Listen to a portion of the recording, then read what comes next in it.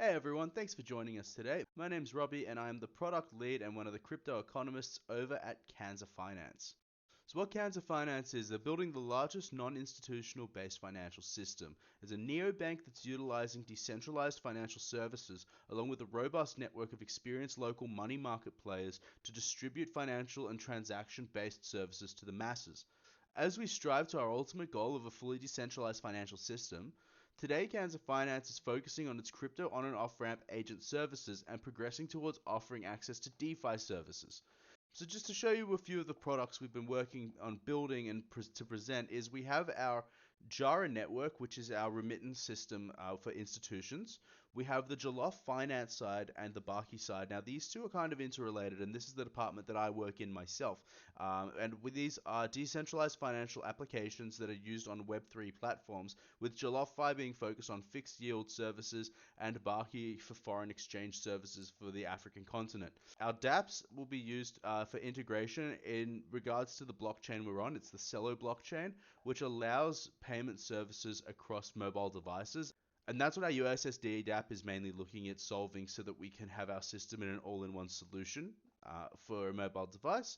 And of course the Kansas CTMs, which is our physical Bitcoin ATM machines, which we've already rolled out a couple across Kenya, and we've got a few more coming on the way. So I guess having gone through these products and as well as the other applications that Kanza have offered, one of the best things I could do in terms of looking at strategy is bringing in the 5-stage analysis of that was put together by Michael Porter, which is quite interesting to actually put together for a product like this because blockchain is still such a new technology. It has only been around for about a little over 10 years now. So when looking at the 5 forces with Porter, I guess we want to initially look at the bargaining power of customers.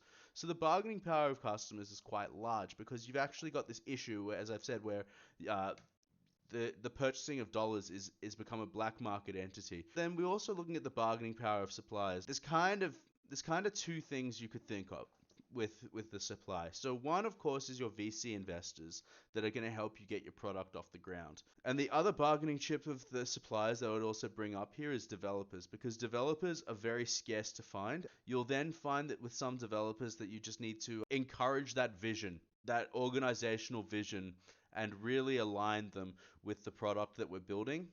Then the threat of new entrants. Now this is a big issue because it's blockchain, it's highly cyclical. The market's never the same for 24 hours. So we just need to stay on top of what we're doing. We're building on the Celo blockchain, which is an Ethereum virtual machine, or also known as EVM.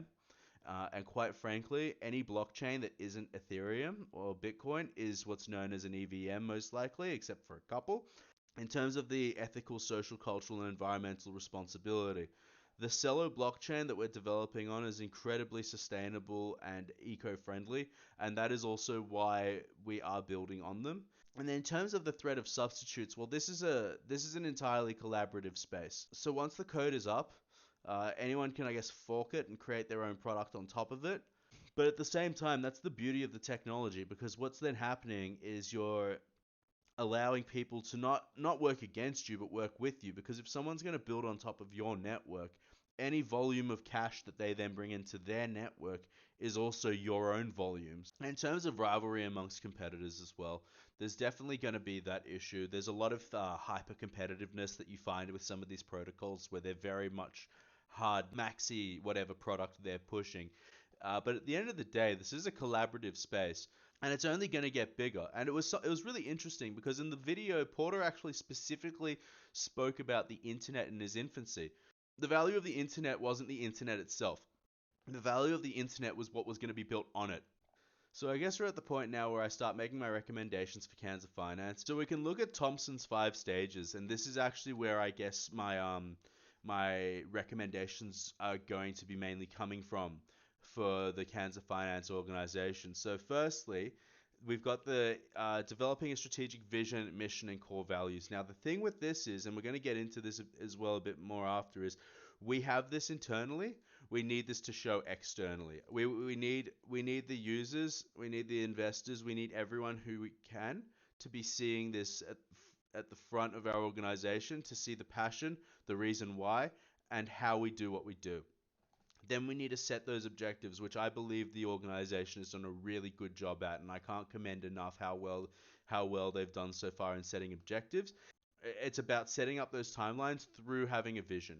And then we've got to craft a strategy to achieve the objectives and the company vision. So once we've set the objectives, that's when we really start to craft the strategy, which we really have to do with blockchain technology. Again, it's a new technology. It's not something where there's an all-in-one solution. There's not so much anecdotal evidence to use. We're going as we go, and we are bringing in as much experience as we can that is going to assist with this. And then, of course, we're going to be executing the strategy, which we are oh so close to doing with our DeFi products. And our Jara network is already on the way with doing this. And then as that happens, will be monitoring our developments and evaluating performance, which will be happening once the first MVP of Barkey is actually released on June 25th. That is actually when we hit stage 5, which is quite exciting. There's going to be a bit of headaches because there's a lot of things that we need to monitor and adjust, but they're good headaches, and it's things that we need to get done to ensure that our product is the best that it can be. And then, of course, revising is needed in light of the company's actual performance and changing conditions with new opportunities and new ideas.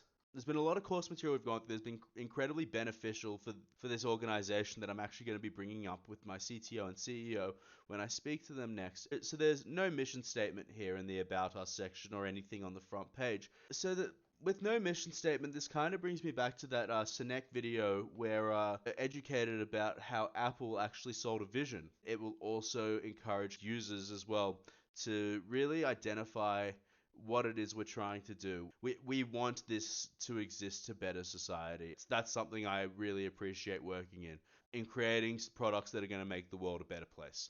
The only recommendation I would like to also make is the balanced scorecard, because I actually feel like this isn't something that's actually mentioned at all. So I've put together my own vision of a balanced scorecard. That is something that I believe is entirely doable. So if we could get that over the line, that would be incredible. These are all metrics that are going to enhance our product and make it better as time goes on as well. Thank you so much for watching this video. I hope you learned a thing or two about our organization, as well as some strategies that we're already implementing, as well as some revisions and recommendations that we're going to make, because it's something that's really important to us, is always learning from things that we're doing. It's a really exciting time for Kanza, and I really look forward to implementing this and having a chat with our CTO and CEO and really being able to make this excel. Thank you so much for watching.